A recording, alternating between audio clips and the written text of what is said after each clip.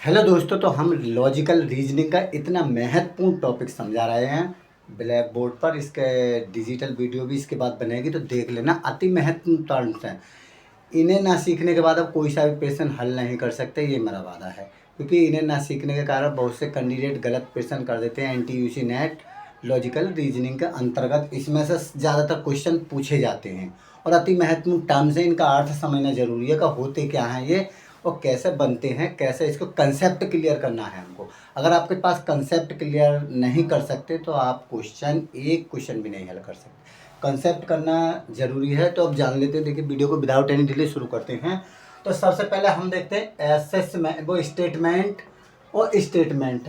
हमने लिखा है आर्ग्यूमेंट के बारे में जानेंगे। तर्क जो होता है उसे बोलते हैं तर्क, आर्ग्यूमेंट। फिर हम सिलोजिज्म तो आपको बहुत आसानी को समझा देंगे, बाद को कुछ टॉपिक रह जाएंगे।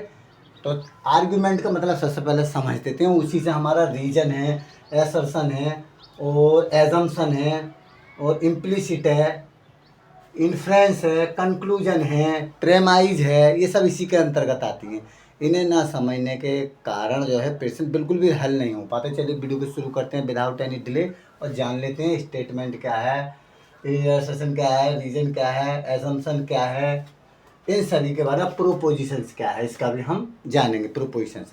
तो चलिए वीडियो को शुरू करते हैं। तो सबसे पहले आर्ग्यूमेंट का अर्थ मतलब जान लेते हैं। जब आर्ग्यूमेंट समझेंगे तभी हम इसमें स्टेटमेंट और प्रोपोजिशन जितने भी टर्म्स है सब इसी में व्याप्त है। इसको शुरू करते हैं। चलिए, तो सबसे पहले देखिए हमने एक उदाहरण लिया है। इसमें क्या उदाहरण है? देखिए, ऑल ह्यूमन आर मॉर्टल। हम इससे समझाते हैं। तो ये पी1 का मतलब मैंने प्रेमाइज 1 लिख दिया है। Premise one, all human are mortal हमने लिखित है, हम बोल रहे हैं तो आपके दिमाग में आ गया, हाँ साहब ये मेंटल प्रोसेस हो गई।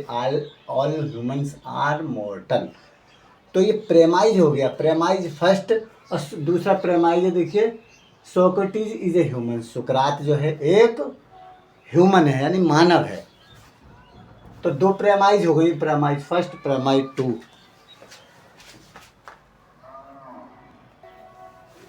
तो देखिए, इसको प्रेमाइज 1 और प्रेमाइज 2, यानी एक मेंटल प्रोसेस है। प्रेमाइज अंदाजा लगाना, हम मन में कह रहे हैं Socrates is a human. Premise 1, premise 2। तो इसको हम स्टेटमेंट ही बोलते हैं। स्टेटमेंट क्या होता है? कि लिखित में जो कही हुई बात है, ऑल ह्यूमन आर मॉर्टल, हमने लिख दिया ब्लैक बोर्ड पे, तो ये स्टेटमेंट हो गया भाई, लिखित कथन हो गया। रिटन स्टेटमेंट भी कह सकते हैं इसको। आ गया सोक्रेटिस इज ए ह्यूमन, तो ये भी तुम्हारा स्टेटमेंट है। Statement 1, statement 2। प्रेमाइज कब होती है?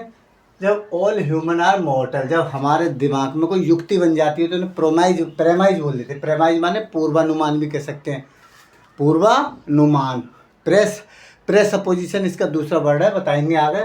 तो प्रेमाइज फर्स्ट, प्रेमाइज 2 को ही हम स्टेटमेंट 1, स्टेटमेंट 2 बोलते हैं। ये स्टेटमेंट्स होते हैं। प्रेमाइज कब होती है? जो मन में मेंटल प्रोसेस होती है, ठीक है।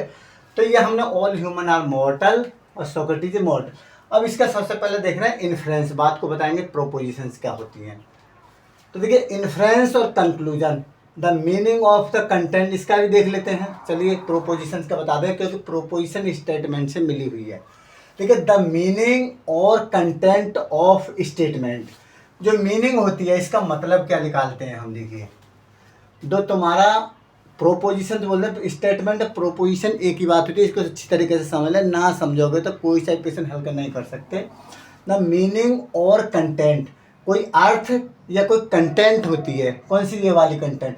कोई अर्थ होता है, कंटेंट होती है, किसी स्टेटमेंट का कोई अर्थ होता है। कंटेंट इसे कहते हैं सामग्री होती है। कौन से स्टेटमेंट का? इस स्टेटमेंट का। स्टेटमेंट क्या है? All humans are mortal. इसकी जो मीनिंग होती है, एक मन में सोची हुई जो मीनिंग है वही प्रेमाइज होता है। जो सोच रहे हैं हम वो प्रेमाइज है, और जो मीनिंग जिसका अर्थ निकाल रहे हैं उसी को हम प्रेमाइज बोलते हैं। प्रेमाइज को सेंटेंस बोलते हैं। जो मन में सोच रहा है प्रोपोजिशन, प्रेमाइज अंदाजा लगा रहा है, उसको ही हम स्टेटमेंट बोल देते हैं। ये वाला स्टेटमेंट हो गया। जैसे इसका कोई अर्थ निकलता है और इसका भी कोई अर्थ निकलता है। अर्थ क्या निकलता है? देखिए, ऑल ह्यूमन आर मॉर्टल, भाई हम कैसे कह सकते हैं सभी मनुष्य नश्वर हैं, तो इसके कोई अर्थ तो निकालेंगे। कैसे अर्थ निकालेंगे? हाँ भाई, होंगे तो।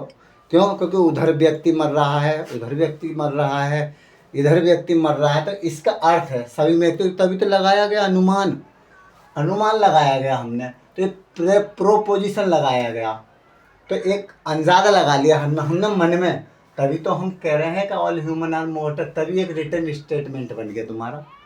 इसी को प्रो सपोजिशन बोलते हैं। Pro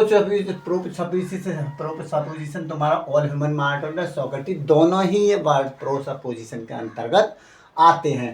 pro supposition 1, pro supposition 2, इसको प्रेमाइज बोलते हैं। Premise 1, premise 2।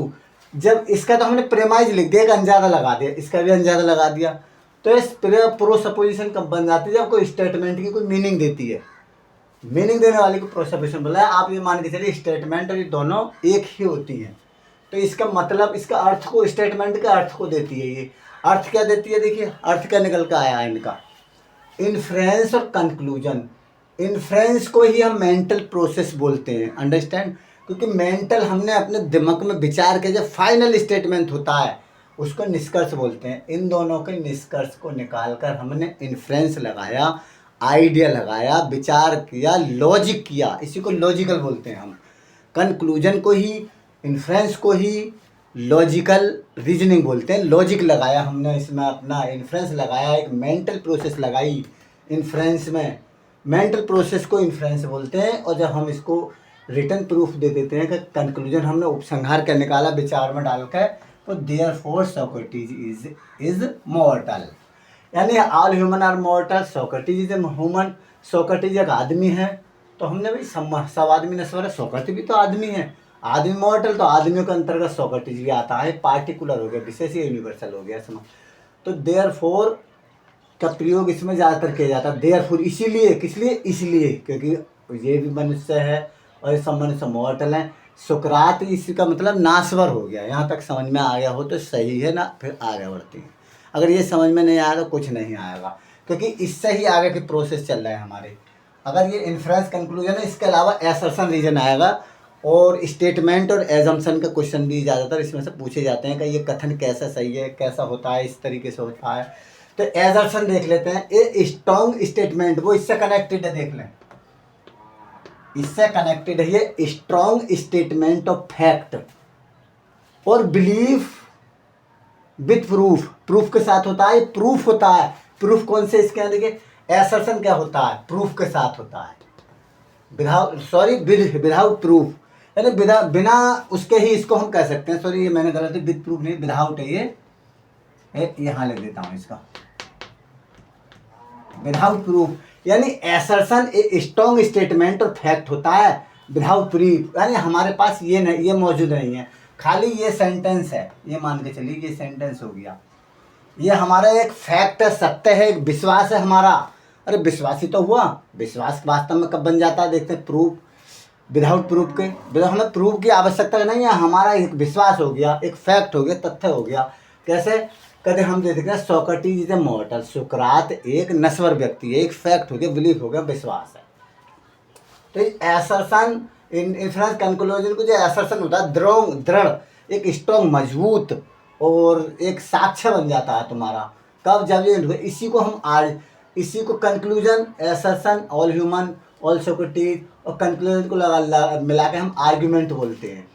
और कंक्लूजन तुम्हारा एसर्शन हो जाता है, देयरफॉर की जगह बिकॉज आ जाएगा। इसके कारण पूछेगा तो कारण तो आपको ये देने पड़ेंगे, इस प्रकार काफ़ी सारे सेंटेंस दे सकते हैं इसके पलट में, उसका उल्टा कर देंगे, बिल्कुल ठीक उल्टा है इसका, किसका, इसका कंक्लूजन का ठीक तुम्हारा उल्टा है। इसमें पहले रीजन दिए थे, इसमें पहले कंक्लूजन आ गया, एसर्शन, फिर बाद में इसको रीजन देने हैं, ऊपर का नीचे, इसका पलट के ऐसा हो जाएगा, ये मान के चलिए। और रीजन क्या है भाई, रीजन में हम भाई क्यों करते हैं भाई, कि सुकरात हमारा मॉर्टल क्यों है, हम कारण बताते हैं, सभी मनुष्य मरणशील है, सभी मनुष्य मर रहे हैं, सोक्रेटिस भी तुम्हारा मनुष्य है, वो भी मर रहा है, वो भी मर रहा, तो इसी के उसका पलटवार कर देते हैं, बिल्कुल उसका रीजन होता है। हमें पूछते क्यों भाई, अरे सोक्रेटिस मॉर्टल, सोक्रेटिस तुम्हारा मॉर्टल नश्वर क्यों है, वो कोई कारण बताओ, तो इसमें कारण बताना पड़ेगा तुम्हें, कौन सा कारण, रीजन, क्या बताना पड़ेगा, रीजन, कारण, इसका कारण बताना पड़ेगा। कारण में कौन से बताओगे, स्टेटमेंट के रूप में, कि क्या कारण है भाई, क्या है, तो रीजन में तुम्हारा रीजन आएगा उसमें, रीजन का सवाल आएगा, रीजन क्यों भाई ऐसा फैक्ट क्यों हुआ, तो उसमें आपको रीजन दिए होंगे, नंबर 1 नंबर 2 सही है गलत है, ये आपको जवाब देना है। तो ये रीजन भी देखना है, एविडेंस और प्रोमिस प्रेमाइज, एविडेंस और प्रेमाइज, ये एक एविडेंस होता है, साक्ष्य होता है, प्रेमाइज होता है, एक वाक्य दिया जाता है, प्रेमाइज होती है given to support assertion, assertion को सपोर्ट देने के लिए कोई सेंटेंस, कोई वाक्य, कोई साक्ष्य होता है ये रीजन में, जो हमारे एसर्शन को ड्रर करता है। नेक्स्ट देखते हैं, इसका एग्जाम्पल मैंने लिया है ये, company will double its profit, company को डबल प्रॉफिट होगा, एक सेंटेंस ले लिया, ऊपर से मैं बोल के इसमें से बोल रहा हूँ, या सोक्रेटिस का भी ले सकते हैं हम। कंपनी को डबल प्रॉफिट कब होगा भाई, देखिए company will double its profit, अपना प्रॉफिट डबल कर लेगी, कैसे कर लेगी भाई, बिकॉज, यहाँ तो इसलिए आया था, है बिकॉज आ गया, देखिए क्यों, कारण, कारण हम ऊपर के भी दे सकते हैं, नया कारण भी दे सकते हैं, यहाँ they have acquired new market, भाई क्यों प्रॉफिट हो गया, क्योंकि कंपनी को नए नए मार्केट मिल रहे हैं, इसलिए, इसलिए हो गया ना इसका। अरे इसका कारण हो जाता है तुम्हारा, कारण भाई क्यों, भाई क्यों प्रॉफिट हो रहा है, इसलिए प्रॉफिट हो रहा है, कंपनी को नए नए मार्केट मिल रहे हैं, नई आमदनी होगी, अपना प्रॉफिट कमाएगी, तो एक कारण इसके ढूंढ, और भी कारण हो सकता है, ये नहीं है कि नई मार्केट है, नए व्यक्ति हैं, नई वो है, प्रॉफिट है, सस्ते हैं, आदि काफ़ी सेंसेस में लिए जा सकते हैं तुम्हारे रीजन के बनाने में। तो कंपनी को नए नए मार्केट मिल रहा है। अब देखते हैं एजम्पशन, एक क्वेश्चन आता है इसमें, स्टेटमेंट और एजम्पशन से सभी क्वेश्चन पूछे जाते हैं। एजम्पशन देखते हैं, एन अनस्टेटेड हिडन प्रेमाइज होता है ये, वैसे पहले इसी से मिला हुआ है। एजम्पशन एन अनस्टेट माने बिना कही हुई बात, बिना दर्शाई हुई बात, और हिडन प्रेमाइज होता है, हिडन प्रेमाइज का मतलब है इसकी मीनिंग हम मन में ही सोचते हैं, एक हिडन है, हिडन मीनिंग होती है, और एक विश्वास होता है हमारा मन में, विश्वास, इट इज़ बिलीव, और इट इज़ बिलीव होता है विश्वास, ग्रांटेड और एक्सेप्टेड टू बी ट्रू, इसको एक विश्वास होता है कि भाई ये सत्य, इसको मंजूरी मिलेगी, इस विश्वास के लिए ये स्वीकारा दिया जाएगा सत्य के रूप में, इसको सत्य मान सकते हैं कि सत्य के रूप में से हमें मान्यता मिल जाएगी। कैसे मान्यता मिल जाएगी, देखिए हम कहते हैं न्यू मार्केट इज प्रॉफिटेबल, नई मार्केट जो है क्या है, प्रॉफिटेबल है, उसमें बजट ही बजट है, फ़ायदा ही फ़ायदा है नई मार्केट से, हमें नई मार्केट बनेगी, हमारे मोहल्ले में नई मार्केट है, हमें फ़ायदा है, हम सामान बेचेंगे कमाएंगे, तो ऐसे मान ले नई मार्केट हमें फ़ायदा ही फ़ायदा देगी। फ़ायदा क्यों देगी, एजम्पशन इसकी काफ़ी सारी मीनिंग आ जाती है, हिडन मीनिंग, अरे फ़ायदा देगी, काफ़ी सारी हिडन मीनिंग है।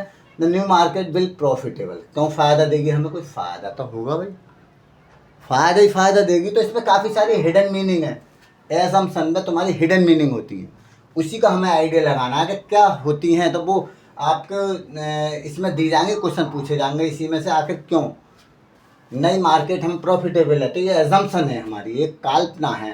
कंपनी देखें आगे देख, कंपनी, इसका एक क्वेश्चन और लेते हैं, इसी को ऊपर वाले, कंपनी विल डबल प्रॉफिट्स, इसी का उदाहरण है, कंपनी हमारा डबल प्रॉफिट होगा, क्यों, क्योंकि नई मार्केट से हमारा फ़ायदा ही फ़ायदा है। अरे फ़ायदा ही फ़ायदा है, तो इसका हमने एक वो लगा लिया, ये फ़ायदा है, तो कंपनी को न्यू प्रॉफिट क्यों होगा, क्योंकि फ़ायदा ही फ़ायदा है उससे। तो ये तुम्हारा आगे आगे आ जाता है इम्प्लिसिट, इम्प्लिसिट का मतलब है व्याप्त, इसमें व्याप्त है, व्याप्त स्टेटमेंट आएंगे, वैलिड और इनवैलिड भी आएंगे, उन्हें बताएंगे शीघ्रता से सही तरीके से। इससे बाद की हमारी वीडियो जरूर देख लें, क्योंकि डिजिटल वीडियो हमने और तैयार की है, बोर्ड पे है, आपके समझ में ना आ रहा हो।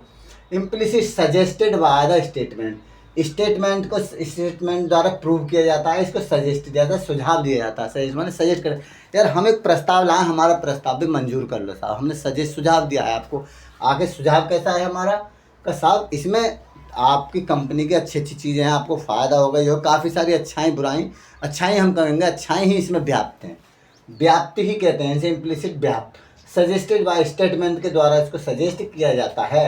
कैसे किया जाता है भाई, हमारी मार्केट में है, मार्केट लगाएंगे हमें प्रॉफिट होगा, ये काफ़ी सारे कथन इस तरीके के कह सकते हैं। देख कैसे, इम्प्लिसिट प्रेमाइज, इम्प्लिसिट प्रेमाइज, इसके प्रेमाइज जो होता है इसके, इसमें अर्थ इसका व्याप्त होता है, इज एन एजम्पशन, ये एक प्रकार की क्या होती है, इम्प्लिसिट प्रेमाइज होती है, इसमें इम्प्लिसिट तो होती है, एक प्रेमाइज क्या होती है, इज एन एजम्पशन, एक कल्पना होती है। इट इज़ रैनिंग, कल्पना कैसी होती है, देखिए इसमें इम्प्लिसिट इसका अर्थ व्याप्त होता है, जैसा हम मान it is raining, it is raining या इट इज़ रैनिंग भी कहते हैं, वर्षा हो रही है भाई, इस वर्षा हो रही है, तो इम्प्लिसिट व्याप्ति क्या चीज़ हो गया उसमें, कई सारे आइडिया लगा सकते हो। कैसे?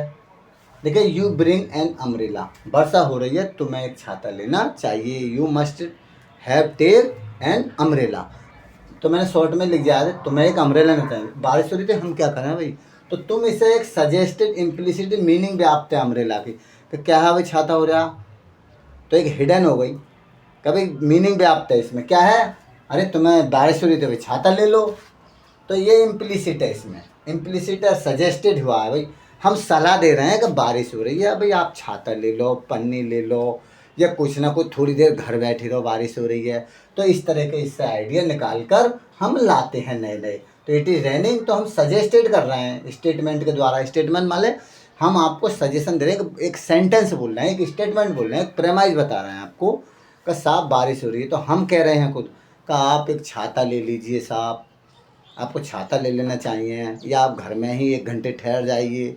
तो ये तुम्हारा स्टेटमेंट है जो हमने सुझाव दिया है उसको, किसी दूसरे व्यक्ति को। तो एक कल्पना हो गई एक तरह की, हम कल्पना ही तो हो गई, मन में सोच के, वो जाए ना जाए वो उसकी इच्छा रही।